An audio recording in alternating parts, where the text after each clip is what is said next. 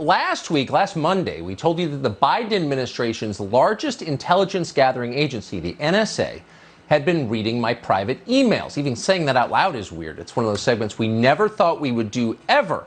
But the country has changed that much that fast. And honestly, the whole thing was kind of shocking. The government was spying on us? Come on. It seemed crazy. But it's true.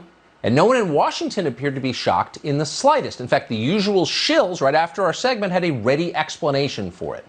Either it never happened at all, they said, just a cable news show lying for ratings, or there must have been a good reason it happened. And they began furiously making excuses for why the NSA did it. A powerful, heavily politicized spy agency surveilling journalists who've been critical of the regime? No problem. It's perfectly normal. Just don't call it spying. But it's not normal at all. It is third world. And as we told you repeatedly, it did happen. Now that has been confirmed. Yesterday, we learned that sources in the so-called intelligence community told at least one reporter in Washington what was in those emails, my emails. There was nothing scandalous in there, thank God. We're happy to report that. Late this spring, I contacted a couple of people I thought could help get us an interview with Russian President Vladimir Putin.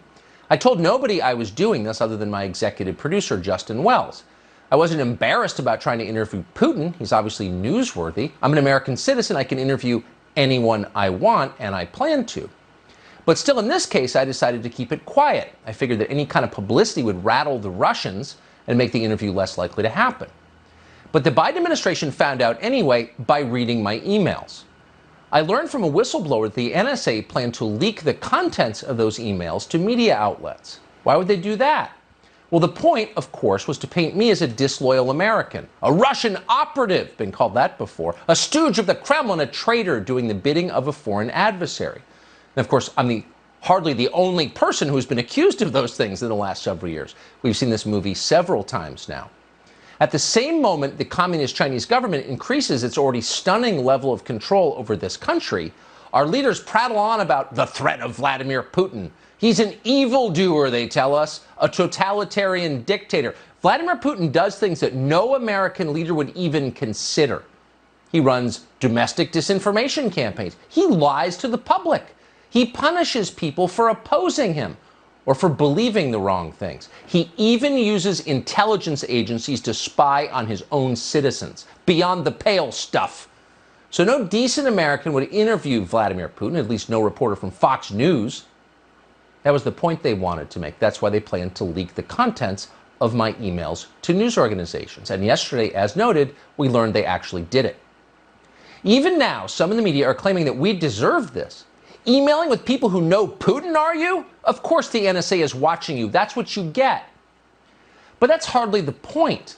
By law, the NSA is required to keep secret the identities of American citizens who've been caught up in its vast domestic spying operations. So by law, I should have been identified internally merely as a U.S. journalist or American journalist. That's the law. But that's not how I was identified. I was identified by name. I was unmasked. People in the building learned who I was. And then my name and the contents of my emails left that building at the NSA and wound up with a news organization in Washington. That is illegal. In fact, it is precisely what this law was designed to prevent in the first place. We cannot have intelligence agencies used as instruments of political control. Both parties used to agree on that. Democrats were especially adamant on the point, but not anymore. So that's exactly what is happening here. We need to find out how this happened. Who did it? Who allowed it? Paul Nakasone would know the answer. Paul Nakasone is the highly political director of the NSA. Paul Nakasone would have been required personally to approve my unmasking. That's how it works. Paul Nakasone should explain who asked for that unmasking, and he should do it immediately. Avril Haines would also likely know the answer. Haines is the even more political director of national intelligence. She oversees all of it. She may have approved the unmasking as well. She would certainly know who asked for it and who approved it. That's her job to know. She should release that information immediately, tonight. And if Avril Haines does not release that information, she should be forced to release that information. We don't have a lot of power. We're just a TV show, but we're going to keep pushing for that because it matters, not just to us, but to the entire country. You can't have a democracy in a place where unaccountable spy agencies keep people in line by leaking the contents of their emails, discrediting them with their own emails, which they thought were private. You can't, it doesn't work. if you allow that. And we suspect congressional Republicans will also demand an answer.